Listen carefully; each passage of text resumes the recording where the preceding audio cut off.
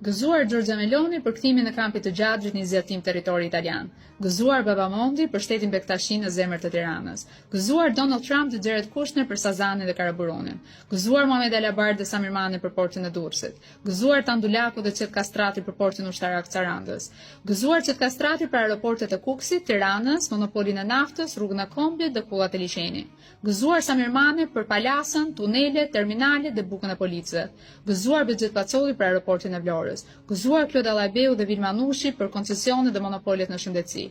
Gëzuar të gjithë përfituesët të rilindjes urbane, atyre që kanë shtruar rrugët me gur teksa qytetet shpopulloheshin prej mërgimit. Gëzuar dhe juve, drejtorëve të PSD-s dhe ju të tjerët që keni vjedhur fondet e BE-s për bursi.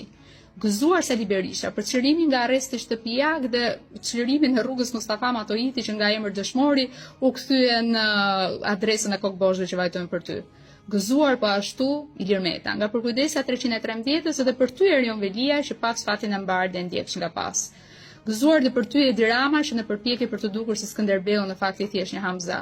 Gëzuar mafia së kromit dhe mafia së betonit. Pas ka pasur vërtet shumë patriot ky vend. Të gjithë kanë arsye për të gëzuar përveç popullit shqiptar. Ne nuk kemi asnjë arsye duke qenë se gjithë këto vite jemi vjedhur, jemi varfëruar, kemi migruar dhe nuk ka asnjë arsye për të festuar.